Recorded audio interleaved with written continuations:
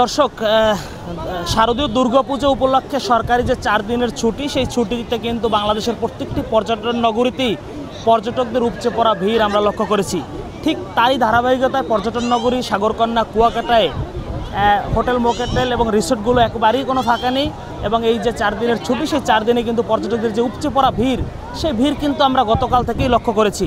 আপনাদেরকে ঢাকা পোস্টের মাধ্যমে আমরা গতকালকেও দেখিয়েছিলাম যে কুয়াকাটা পর্যটন নগরী সাগরকন্যা কুয়াকাটায় কী পরিমাণ পর্যটকদের ভিড় শুরু হয়েছে। তবে গতকাল কিন্তু সকাল থেকে দুপুর নাগাদ এবং বিকেল 3টে নাগাদ কিন্তু আবহাওয়ার কোনো পরিবর্তন ছিল না, রৌদ্রোজ্জ্বল আবহাওয়াই ছিল। কিন্তু বিকাল সন্ধ্যা গড়াতে কিন্তু আবহাওয়ার একটি পরিবর্তন আসে এবং আমরা আবহাওয়া অফিস থেকে যে সর্বশেষ তথ্যটি পাই গতকালকে, যে বঙ্গোপসাগরে একটি নিম্নচাপ সৃষ্টি হয়েছে এবং উপকূলীয় এলাকার জেলে এবং সাধারণ পর্যটকদেরকে সতর্কভাবে চলার জন্য বলা হয়েছে।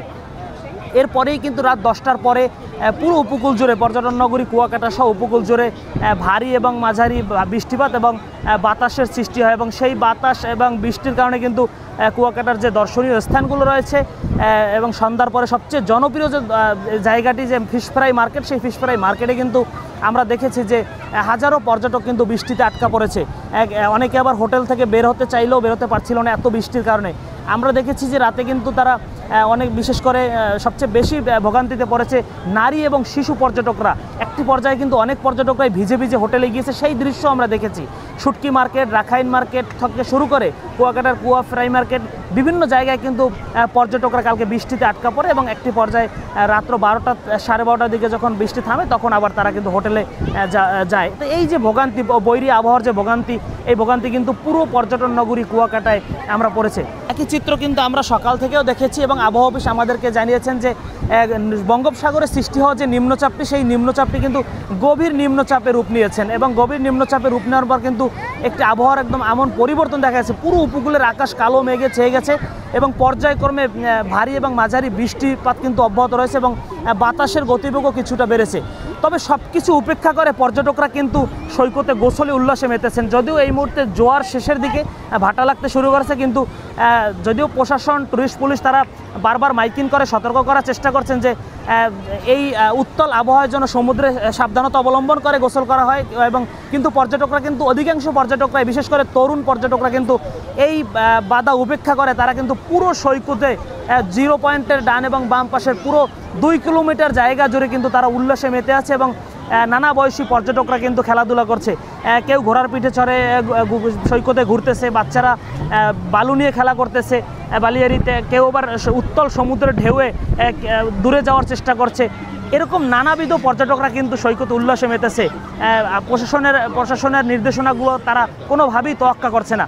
তবে সতর্ক অবস্থানে রয়েছে টুরিস্ট পুলিশ, উপজেলা প্রশাসন, থানা পুলিশ থেকে শুরু করে নৌ পুলিশ এবং ফায়ার সার্ভিসের সদস্যরা কিন্তু বেশ সতর্ক অবস্থানে রয়েছে এবং যে কোনো সমুদ্রে গোসলের ক্ষেত্রে কোনো দুর্ঘটনা ঘটতে পারে এই সম্ভাবনা নিয়ে কিন্তু ফায়ার সার্ভিসের একটি টিমও কিন্তু অবস্থান নিয়েছে।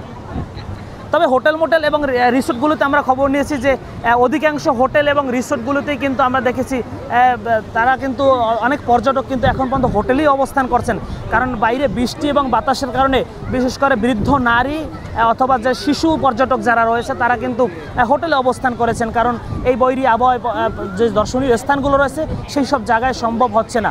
বিশেষ করে লেম্বুরচন এবং মিনি সুইজারল্যান্ড নামে যে কুয়াকাটার পূর্ব মাথায় যে সুন্দর জায়গাটি রয়েছে দর্শনীয় স্থান, এইসব জায়গায় যাতায়াতের ক্ষেত্রে কিন্তু ভোগান্তির সৃষ্টি হয়, কারণ বৃষ্টি হলে কুয়াকাটার অধিকাংশ দর্শনীয় স্থানগুলোতে কিন্তু রাস্তায় কাদা মাটি বালুর মিশ্রণে যাতায়াতে কষ্ট হয়ে যায়। তবে এখন পর্যন্ত বৈরী আবহাওয়ার প্রভাব কিন্তু পর্যটকদের মনে তেমন একটি পড়েনি, সেই দৃশ্য আমরা দেখিনি। আমরা দেখেছি তারা পুরো দর্শনীয় স্থানগুলোতে কিন্তু তারা উল্লাসে মেতে আছেন এবং অনেক পর্যটক এমনটাও বলেছেন যে কুয়াকাটায় বেড়াতে এসে এইরকম একটি আবহাওয়া আমাদের ভালো লাগে এবং এই আবহাওয়ায় তারা অনেক আনন্দিত হয়েছেন। তো সর্বশেষ এখন পর্যন্ত পর্যটকদের যে উপচে পড়া ভিড়, কুয়াকাটায় 4 দিনের যে লম্বা ছুটির আজকে দ্বিতীয় দিন, সেই দ্বিতীয় দিনে কিন্তু কুয়াকাটা পরিপূর্ণ কানায় পরিপূর্ণ বললেই চলে। বৈরী হওয়ার কিছুটা প্রভাব কিছু পর্যটকদের মধ্যে পড়লেও অধিকাংশ পর্যটকরাই কিন্তু কুয়াকাটা সৈকতে উল্লাসে মেতে আছে এবং দর্শনীয় স্থানগুলোতে ভ্রমণ করছে। ট্যুরিস্ট পুলিশ এবং উপজেলা প্রশাসন বলছে পর্যটকদের সার্বিক নিরাপত্তায় আমরা যথেষ্ট কাজ করছি এবং পোশাকে এবং সাদা পোশাকে প্রত্যেকটি দর্শনীয় স্থানে আমাদের একাধিক টিম কাজ করছে। তো এই ছিল পর্যটন নগরী কুয়াকাটা থেকে 4 দিনের যে লম্বা ছুটি, সেই ছুটির সর্বশেষ তথ্য। আমরা আবারও কোনো নতুন কোনো তথ্য বা নতুন কোনো খবর ঢাকা পোস্টের মাধ্যমে আপনাদেরকে জানানোর চেষ্টা করব। S M Almas, Dhaka Post, Kuakata.